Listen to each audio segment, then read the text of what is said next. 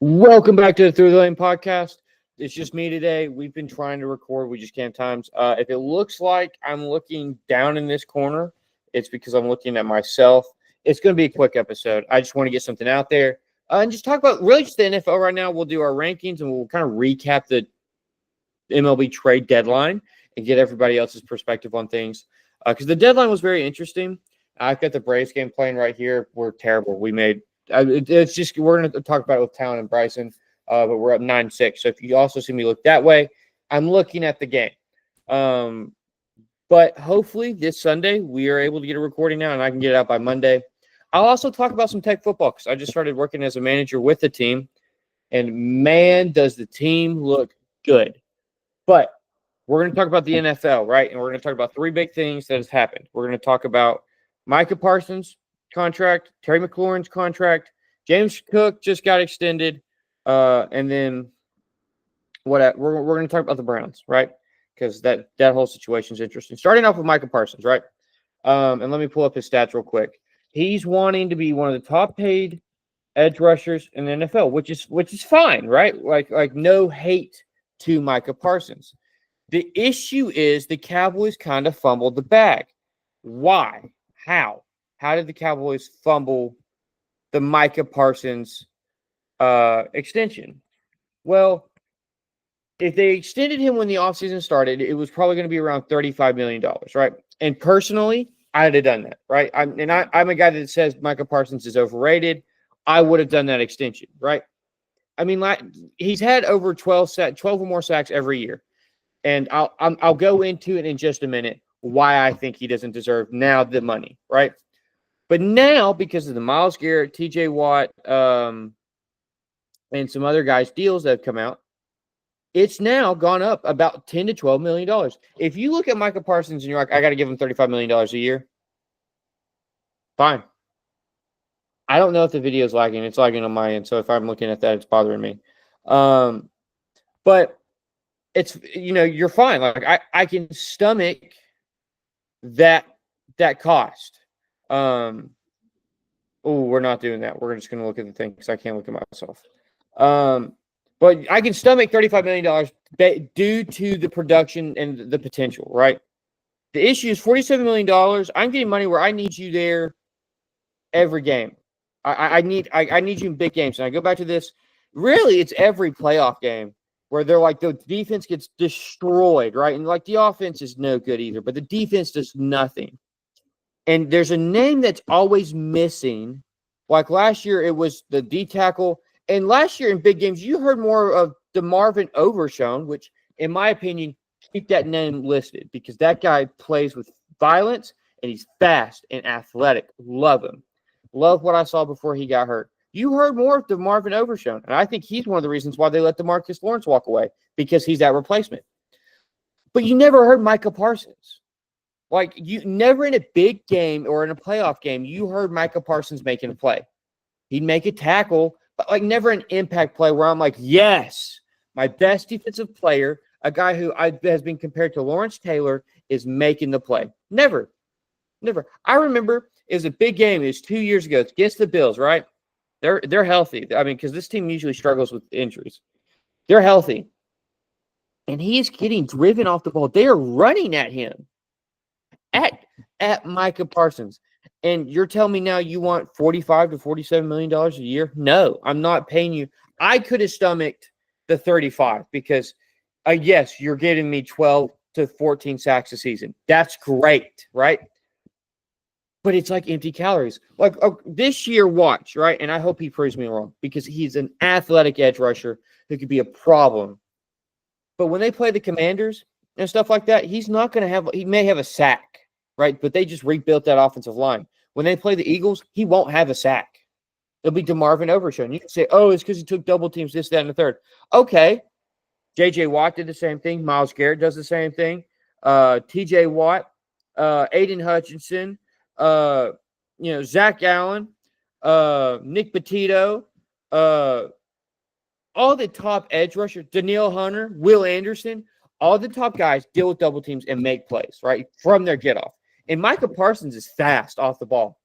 But you're telling me that you can't make an impact, that all I have to do is double team you and you're out of the game, to me, that just doesn't sit well with his talent. I'm not paying you $47 million, and this is where you get the problems, because I think the Cowboys understand the same thing. You cannot pay him that money. That is too much money, especially when you have Dak Prescott, who is essentially the same player on the offensive side of the ball, who is good against bad teams, but bad against really good teams. And you don't really want to make that same mistake. And I don't hate the Cowboys for it. Trading for him, I honestly would love to see Micah Parsons in a different situation, because I think he needs a change of scenery. It's also a problem because they're talking about how the front office, there's tension between the front office. Yeah, it's like Paul George. He has a podcast on the side. He focuses a lot on the podcast, which is fine. But when you need Micah Parsons, he's never there. Never. That's why they never got rid of DeMarcus Lawrence, because he made the plays. DeMarvin Overshown in the on the Thanksgiving game was making plays. You know who you didn't? I don't even think he was healthy then. But you never heard Micah Parsons make a play when they play on Thanksgiving. And that's a problem. To me, that's like the first big Cowboys game, right? Like games before that, I don't really care about. But once I get to Thanksgiving, that's when, for the Cowboys, they've got to start turning it up, right? Like you've got to start acting on it. And listen, that offense is going to be a problem already with the running game. The offensive line lost so much. Yes, they had George Pickens, but like again, Dak Prescott's just not him. Like I think I think everyone's starting to come to that realization after this past year. Dak Prescott's just not that guy, right? And that's fine. And Joe Milton is there as his replacement. I'd rather have Joe Milton play over Dak Prescott. Hot take. Because I just don't like Dak Prescott. But back to the Micah Parsons thing. That $10 million gap, and this is also on Jerry Jones, because he could have extended him as soon as the season ended before Myles Garrett got his deal and had him for $35 million, right? And that's a great deal. Like you're getting bang for your buck. Because if Micah Parsons locks in and starts putting in production against the big teams, then you've got a steal, because the deal's only going to go up. The edge rushers are only going to get paid more. Yes, in 2 or 3 years, he's going to want more money, but you're going to be able to just take that percentage and go with it. But now you've waited. And now to be the highest paid edge rusher like he's always wanted, it's now $47 million, maybe 48. And it's now gone up $10 to $12 million. And now you're looking at this and saying, is it worth it? Because $35 million for the defensive end is not bad. For your top defensive end, if you view him as a premier pass rusher, right? Unless your name's the Bengals.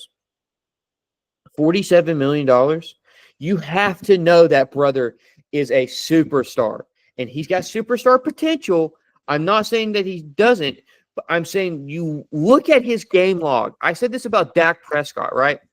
And everyone kind of shouted at me, and I just happened with Dak Prescott. There's these guys in these leagues who blow up terrible teams, right? But when it comes to big games, they just don't appear. But when you look at their overall stats as a whole, you're like, they had a good year. Yes, but I'm paying you for the big moments. If I'm the Cowboys, I want championships. I don't want just empty games. I just don't want anything, I don't want just I'm not the only one that, oh man, sorry. Oh, Google Meet said something weird. But I don't want to win against the 2-14 Saints. I don't want your 3 sacks against the Saints. I want 2 sacks or a sack in the playoff game. I want a strip sack. I mean, TJ Watt makes his money on harassing opposing quarterbacks in big games. Like when you need a turnover, TJ Watt's your guy. If you need pass rush to just disruption, Myles Garrett's your guy. Aiden Hutchinson, who I think is a top 5 defensive end in the league already, had 7.5 sacks in 4 games. Right? Myles Garrett is a freak of nature. TJ Watt, I think it does not get the respect he deserves for his turnover rates. He forces fumbles like there's no tomorrow, right?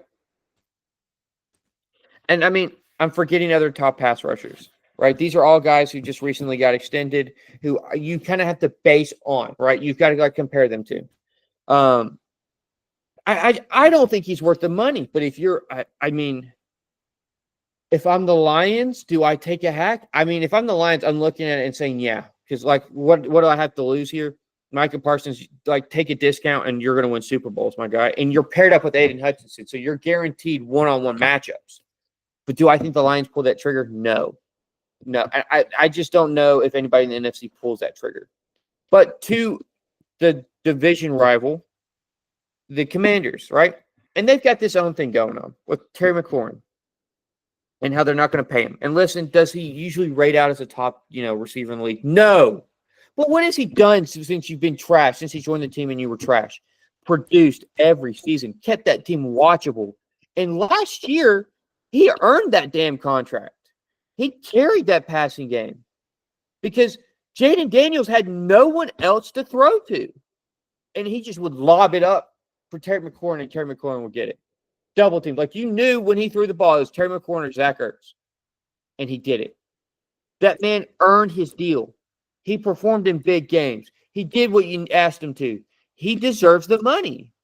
And the fact that as the Commanders, like, where else are you going to allocate that money at? Front load the deal. If you're so concerned, front load that deal. So you can draft his replacement, and when that replacement's ready, you can cut him.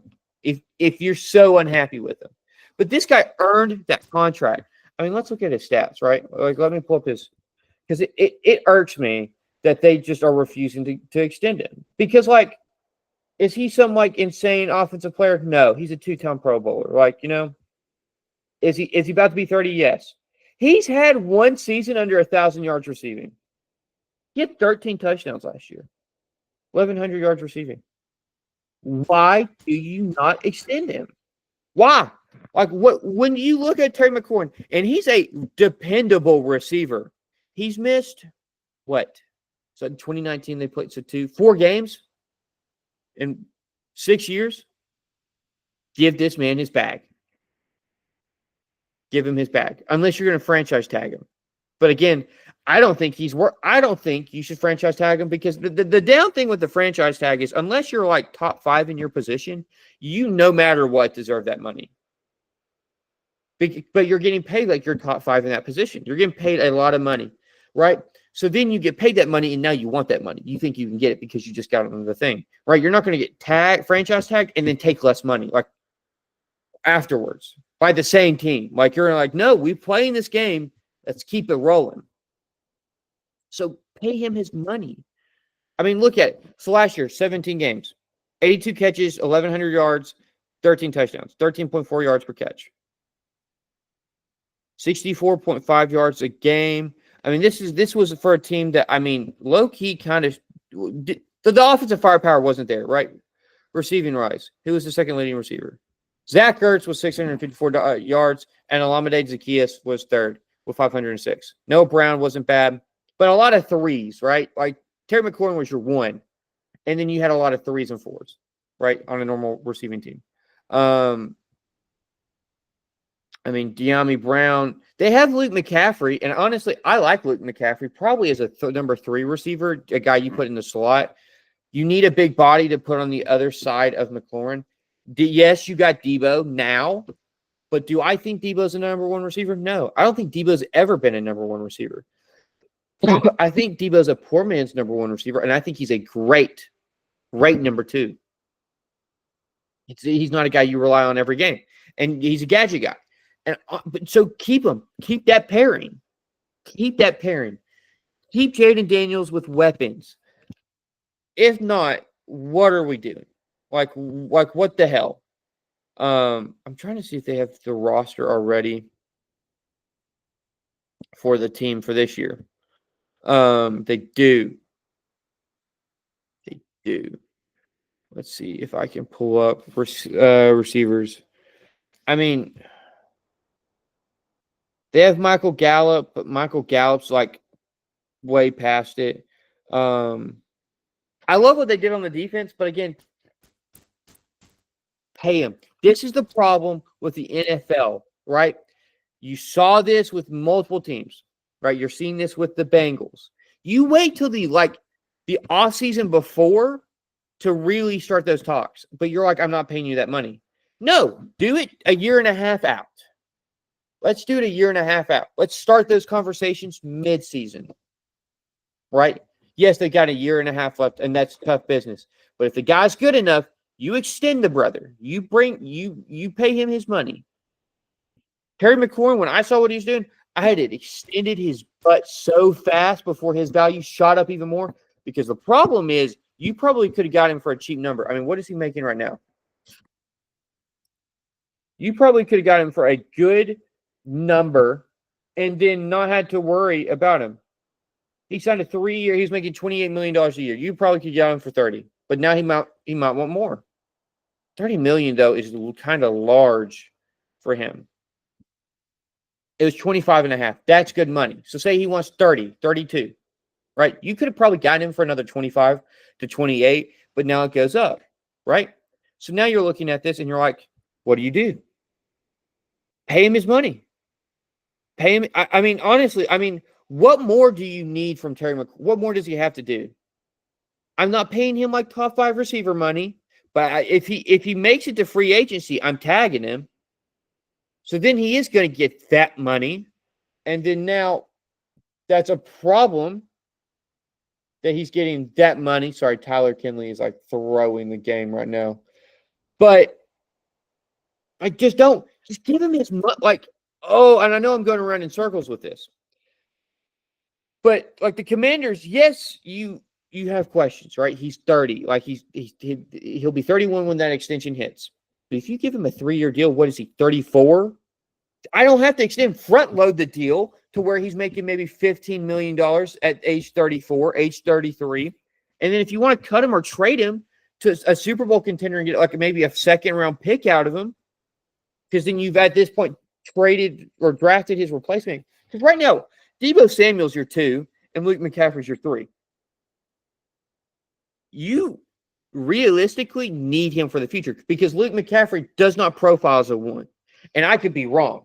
I just don't view him as a 1. So you just extend him for 3 years, like 3 years to $30 million a year, right? 3 years, $90 to $95 million, maybe 100.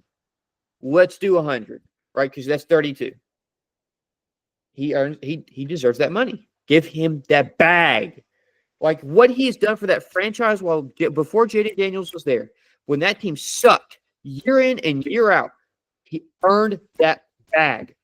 Okay? But now talking about a guy that earned that bag, the team that came around. James Cook, right?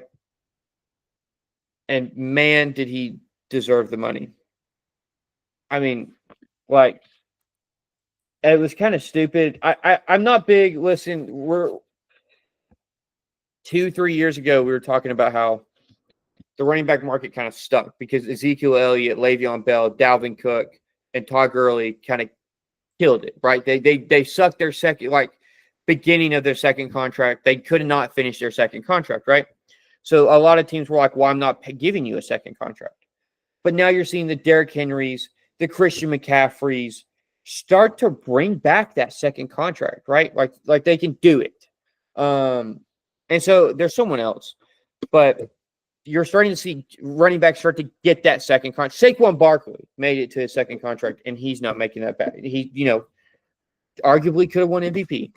But you look at him, right? Dalvin Cook, your second-round pick, I think.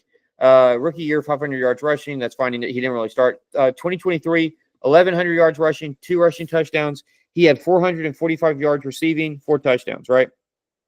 His receiving yards. So last year, his receiving yards are kind of low, but they kind of had like Tyler Johnson, Ray Davis, kind of just mixing it up. It was kind of running back by committee, but it was more like running back by situation. Your main back was James Cook, though, right? He had 1,000 yards rushing, 16 rushing touchdowns. Stupid numbers. He also then had 258 yards receiving, 2 touchdowns. So he was responsible for 18 touchdowns, and we're going to say 1,300 yards in his third year at 25. And he only had 207 carries. He only has 533 carries. That's pretty light for a running back. The issue is he is a second-round pick, so you don't have that fifth-year option. So the extension's earlier. Realistically, if you're the Bills, you would have loved to have seen him get, play that fourth year and then have that fifth year to kind of just get it through. But you don't. And he's done what you needed him to, right? He gets that deal. It's a 4-year, $48 million deal. It's only $12 million a year for that production. And I love the deal. You get great value for that. That's $12 million. Listen, that's $12 million for 18 touchdowns. And a guy that impacts the running game. Hold on.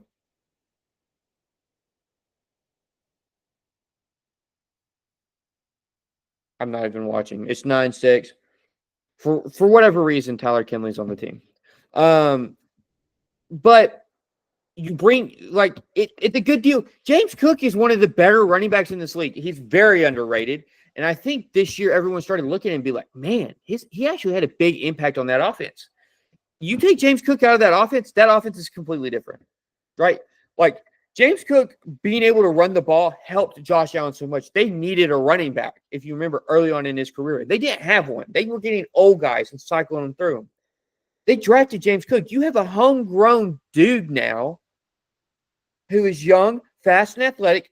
The only problem would be an Achilles or ACL tear. That's the only issue you have. Shoulder injuries won't affect him. Maybe a hip injury. But, like, his lower half is the only thing you worry about, and he's a strong guy. He's Georgia guy, Georgia fan here. Never did he have that kind of injury. Very durable running back. And I'll talk about light carries in the NFL. He did not have a lot of carries because him and Zeus split the carries in college. So this is a guy who still has a lot left in the tank.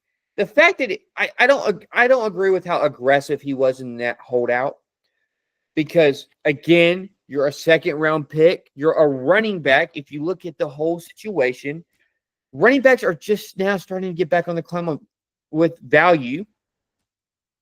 And so, like, slow down.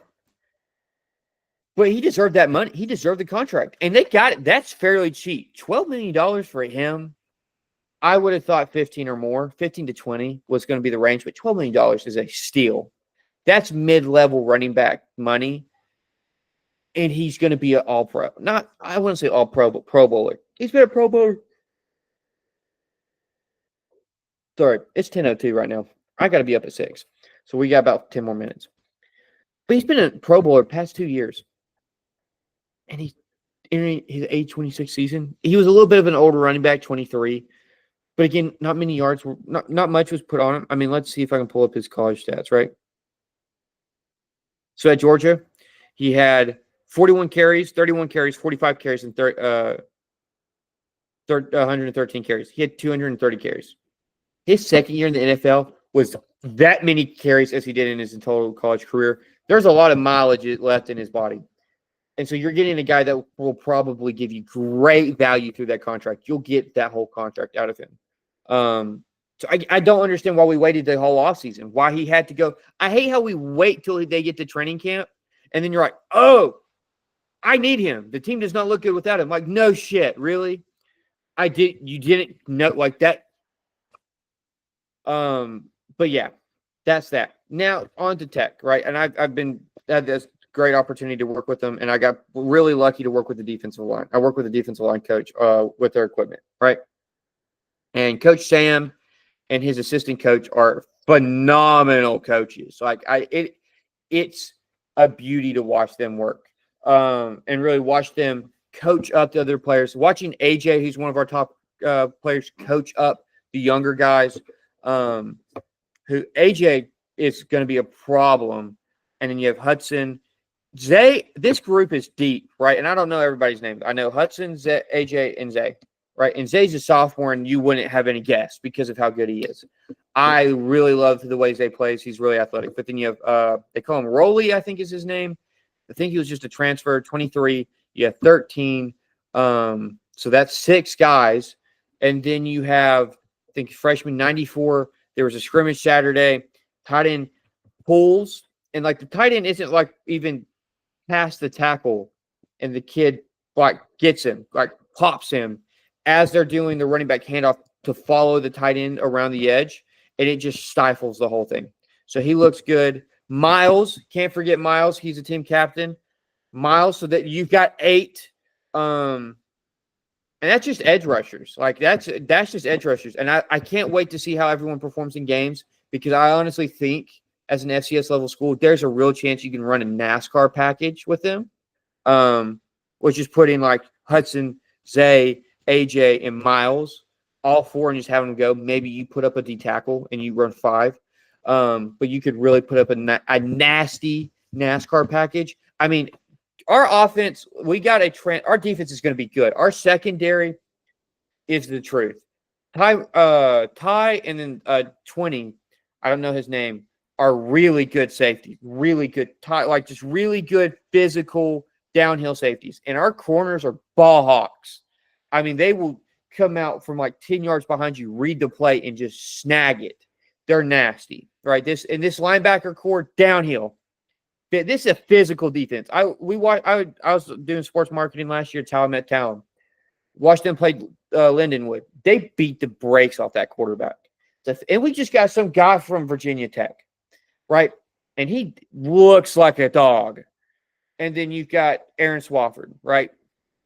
And I think he just came back, started practicing. And holy mother of God, that brother can play.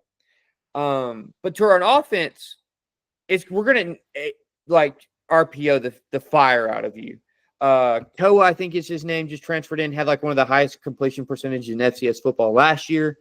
We're ranked 22 in the FCS, which is pretty good. Coach Wilder's a hell of a coach. I love our running back coach. He coaches with such fire and happiness. Like, it's not fire and anger. There is a man that scares me, and it's that wide receivers coach. That man scares the fire out of me because oh my Lord, God, for like you mess up bad, like when he you can tell he has those like important, like good conversations behind doors. And then like you proceed to do the exact same thing. And it's just like he snaps. Oh, he snapped on a freshman because he was like going to the flats, right? And if it was a zone and he could read the zone, then he was supposed to like shoot up and convert. And he didn't do that. He just sat there and he was like one of the main reads. And like he just foobarred everything up. Oh, he ripped that freshman a new one. Oh, he ripped him a new one. I felt bad for him. And it's not saying he's wrong. Not saying that any of the coaches, the way they act, it's football. Like it's tough, like tough love, tough shit. You're gonna get screamed at. It makes you better. But I felt bad for him because I mean, it's a great coaching staff. I love our coaching staff. But man, our defense is special. If you're gonna watch Tennessee Tech football, I'd say this is the year to do it. We were pretty good last year, and I think we caught a lot of people off guard. This defense is ready. I mean, our defensive line is for real, and it's a deep defensive line. Our linebacking core is probably 5 to 6 guys deep, but I only watch them in team. Our secondary, I don't watch much of our secondary, so I don't know, but our starters are good. Offensive line saw big. We got some like freaks of earth walking on that offensive line. You're like, what are you doing here? You came out of high school like that? Like, and again, I'm a Georgia guy. Freaks of nature are normal, but like seeing them in person at Tennessee Tech is kind of abnormal. And it's a predominantly home schedule. So watch out for Tennessee Tech. I mean, and AJ's just coming back from injury, or he's like rehabbing. Hudson, I don't know exactly what's going on with him. But man, does this team look good. Koa and Richie, he's a little bit bigger for a quarterback, but man, can he run a nasty RPO. There was the other day, because it was like last week's practices. He did a few RPOs, and Coach Pollard was like, did you know he had the ball? And there's one play I loved it, right? We'll do it. I don't know what's the call, but like the quarterback will keep it. An RPO, the quarterback keeps it, starts running to the line, and there's like a receiver 10 yards, 5 yards down, just sitting on the sideline, and he'll just like flick it. Like as he's getting to the line of scrimmage, flick it because everyone has to draw their attention to him. And now he's wide open, and shit, you got a first down. And Richie ran it so well. Like, oh, you're watching that, and you're like, that's perfect football. That's football right there. Like that. It's good. And, man, he was spinning it Tuesday. Oh, him and Koa were carving him up. Koa, I think, has middle-of-the-field accuracy over him and is a little bit more athletic, right? Koa, he's not the biggest guy in the world, but he's athletic and he's got some accuracy to it. Again, he's like top 3 in FCS in completion percentage. You just don't luck your way there. So I think Koa has that lead. man, him and Richie are good. I mean, that's a good battle right there. That I love. That I'm thoroughly enjoying watching because they're very different quarterbacks, right? Richie's more of a runner, but can he throw a good back short ball? He's not going to beat you down deep. Koa can throw a pretty deep ball when he wants to. And man, I mean, it's just I have concerns. There's holes there. Like the offense lacks consistency. And it might just be that our defense is that good and it just outshines our offense. And I'm hoping that is. But right now, the offense lacks consistency. But there's some if you're not careful, this offense will get you because this defense is going to put the offense in great positions. But that's all for today's episode. Maybe a little bit longer than I wanted. I really want to be in sleep in 50 minutes. I got to hurry up and finish everything. So the squad should be back Sunday. I don't know when this episode will be out. I might work on it tomorrow in between the manager thing and work. So, yeah. Thank you for watching. The squad should be back next week. See y'all next time.